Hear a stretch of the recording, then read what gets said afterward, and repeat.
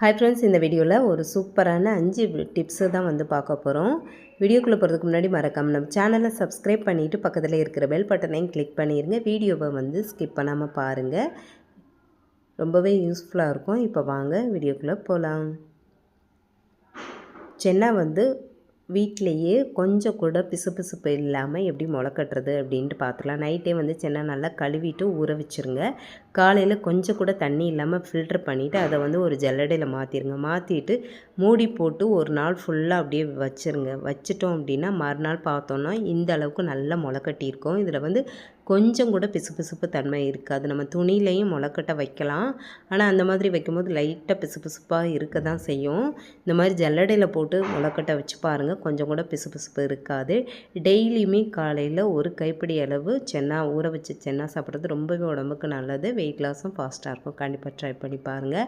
அடுத்த டிப்ஸ் என்னென்னு பார்க்கலாம். சிக்கன் இதெல்லாம் வந்து ஃப்ரை பண்ணும்போது மசாலா உதிராமல் இருக்கணும் அப்படின்னா எண்ணெயில் வந்து சிக்கனை சேர்த்துட்டு கொஞ்ச நேரத்துக்கு அப்படியே விட்டுருங்க. ஒரு சைடு வந்து நல்லா வேகட்டும். வெந்ததுக்கப்புறமா திருப்பி போடுங்க. சிக்கன் வந்து எண்ணெயில் சேர்த்த உடனே கிளறி விட்டோம் அப்படின்னா கண்டிப்பாக மசாலா எல்லாமே உதிர்ந்து போயிடும். அதனால் கொஞ்சம் ஒரு சைடு வெந்ததுக்கப்புறமா திருப்பி போட்டோம் அப்படின்னா மசாலாலாம் உதிராமல் சூப்பராக வரும். இதே டிப்ஸை வந்து எல்லாமே ஃப்ரை பண்ணுற எல்லாத்துக்குமே வந்து யூஸ் பண்ணிக்கலாம். கண்டிப்பாக ட்ரை பண்ணி பாருங்கள். அடுத்த டிப்ஸ் என்னென்னு பார்க்கலாம். அவரைக்காய் வந்து ரொம்ப சீக்கிரமாக எப்படி கட் பண்ணுறது அப்படின்ட்டு பார்த்துடலாம். அவரைக்காய் ஃபஸ்ட்டு நல்லா கழுவிட்டு 2 சைடும் நரம் மாதிரி இருக்கும், அதை வந்து எடுத்துருங்க. எடுத்துட்டு இந்த அவரைக்காயில் வந்து ஒரு சில இதில் பூச்சி இருக்கும், அதனால் வந்து 2ஆக வந்து ஓப்பன் பண்ணிடுங்க. ஓப்பன் பண்ணிவிட்டு நல்லா செக் பண்ணிவிட்டு ஒரு 4-5 அவரைக்காவை மொத்தமாக வச்சு கட்டரில் கட் பண்ணோம் அப்படின்னா ஈஸியாக வந்து கட் பண்ணிடலாம். அடுத்த டிப்ஸ் என்னென்னு பார்க்கலாம். ஜீரகம், சோம்பு இதெல்லாம் வந்து கொஞ்ச நாள் வச்சோம் அப்படின்னாலே ஒரு மாதிரியான மாதிரி இருக்கும். அது கலரும் மாறாமல் வாசனையும் மாறாமல் ரொம்ப நாளைக்கு ஃப்ரெஷ்ஷாகவே இருக்கணும் அப்படின்னா ஒரு கடாயில் இதை சேர்த்துட்டு லேசாக சூடாகிற அளவுக்கு வறுத்துக்கோங்க. ரொம்ப வறுக்க வேணாம், லேசாக சூடானா போதும்.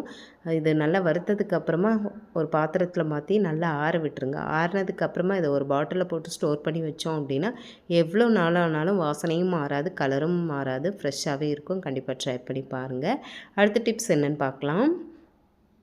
நான் வந்து கல்லுப்பு தான் எடுத்துருக்கேன். கல்லுப்பு கிடைக்கும்போது கண்டிப்பாக அதை வாங்கி யூஸ் பண்ணுங்கள். பவுடர் உப்பு யூஸ் பண்ணுறது அவ்வளோவா நல்லது கிடையாது.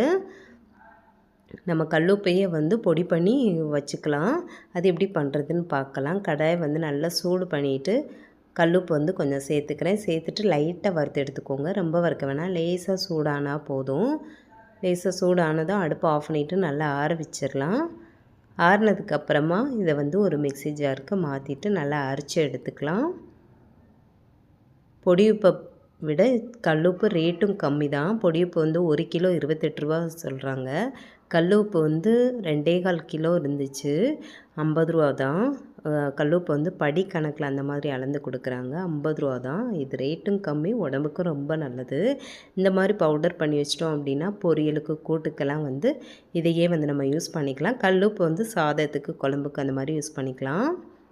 அதே மாதிரி உப்பு வந்து பிளாஸ்டிக்கில் போட்டு யூஸ் பண்ணாதீங்க. கண்ணாடி பாட்டில் அப்படி இல்லைன்னா ஜார் இருந்துச்சுன்னா அதில் போட்டு யூஸ் பண்ணுங்கள்.